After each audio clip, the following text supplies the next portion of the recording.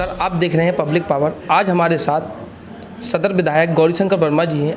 आइए हमसे पूछते हैं, बात करते हैं। उनके 3 वर्ष पूरे हो गए हैं, उनसे पूछते हैं विकास कार्यों के बारे में, कौन सा उनका सबसे अच्छा कार्य रहा।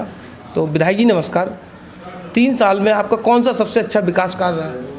धन्यवाद चाहता हूँ शैलन जी कि आपका पब्लिक पावर जो न्यूज़ चैनल है उसके माध्यम से जन जन तक जो संदेश देने का आप काम कर रहे, और आप वो मुद्दा उठाते हैं जो जनता से जुड़े मुद्दे होते हैं, विकास के मुद्दे होते हैं। इसलिए आपके एडिटर को और आपको, क्योंकि आप चीफ ब्यूरो जनपद जालौन के हैं, आपको मैं बहुत बहुत धन्यवाद देता हूं कि आप कम से कम इतना संघर्ष करते हो और जनता की आवाज़ उठाते। धन्यवाद। मोदी जी जब औरी मुख्यालय आए थे तो मोदी जी ने एक वादा किया था किसानों की आय दुगनी करेंगे।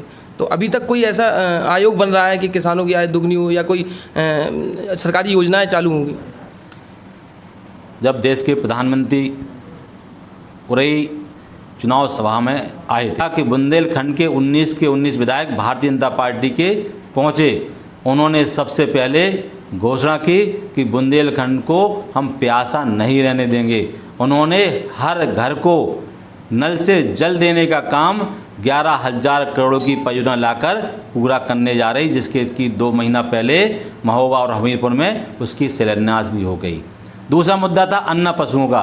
आज भी मेरी विधानसभा में 165 स्थायी अस्थायी गौशाला बन गई हैं, जिसमें कि हर गौशाला में 150-200 गाय आपको आज भी मिल जाएंगी। उनकी भी व्यवस्था मनरेगा के माध्यम से कर दी गई है। तीसरी बात, आप जो कहे कि वो किसान की दुगनी आय, उन्होंने किसान को सम्मान निधि देने का काम किया।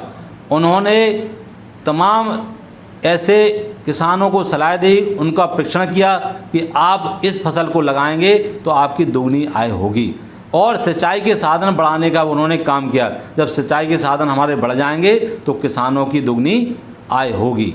और उस मुद्दे पे चूँकि पानी की बहुत आवश्यकता है और हमारी बरसात का पानी नदियों में बर्बाद चला जाता है, नदियों के माध्यम से समुद्र में जाता है। इसलिए जो देश के प्रधानमंत्री, पूर्व प्रधानमंत्री अटल जी का सपना था नदियों से नदी से जोड़ने का, उसी पे गंगा सफाई अभियान पे उस पर काम चल रहा है।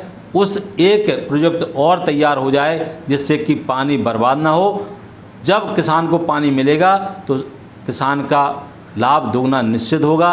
आपने देखा होगा, ओलावृष्टि हो, सूखा राहत हो, जो भी समस्या आती है किसान को उनके खाते में लाभ सीधा पहुंचता है। अब कोई बिचौलिया नहीं बचा है। अच्छा, एक विपक्ष और लोग भी बहुत ज़्यादा कहते हैं कि योगी सरकार जो चल रही है वो कानून व्यवस्था तो उसकी सही है, लेकिन अधिकारी ज़्यादातर भ्रष्टाचार फैलाए हैं। इस पर क्या कहना चाहते हैं?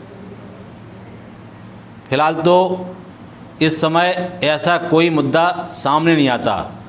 और रही भ्रष्टाचार की बात, भ्रष्टाचार जो 70 वर्षों से लोगों के मन में, खून में शामिल हो गया था, उस खून को धीरे धीरे फिल्टर करके उस भ्रष्टाचार को ख़त्म किया जाएगा।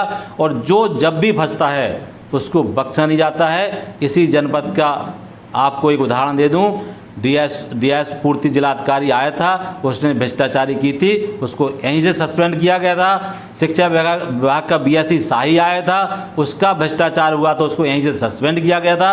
अगर जो आदमी इस सरकार में भ्रष्टाचारी करेगा और वो जांच में आ जाएगा, उसको बख्शा नहीं जाएगा। अच्छा, युवाओं के लिए कुछ विशेष संदेश देना चाहते हैं? हाँ, आज पूरा युवा पढ़ना चाहता है, शिक्षित होना चाहता है। अभी जैसे टीटी की परीक्षा हो, चाहे नेट की परीक्षा हो, समाजवादी पार्टियों ने एक मुद्दा बनाया था कि परीक्षा ना कराई जाए।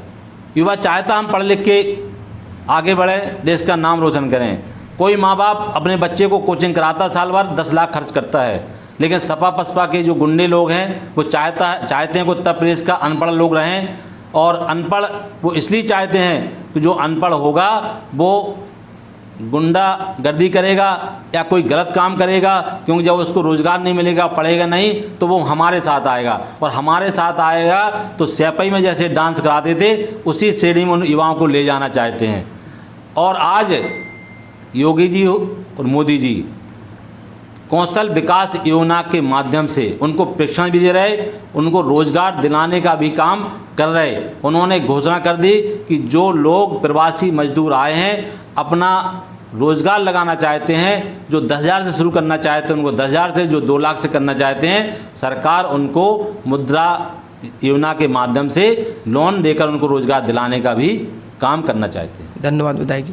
तो ये थे सदर विधायक गौरीशंकर वर्मा। इन्होंने बताया कि जितनी भी अन्य पार्टियां हैं वो कहीं ना कहीं लोगों को गुमराह कर रही हैं और भारतीय जनता पार्टी शिक्षा पर, बेरोजगारी पर हमेशा कायम है और आगे चलकर कहीं ना कहीं इन मुद्दों को ख़त्म किया जा सकता है। मैं प्रदीप के साथ शैलेंद्र प्रताप। राहुल।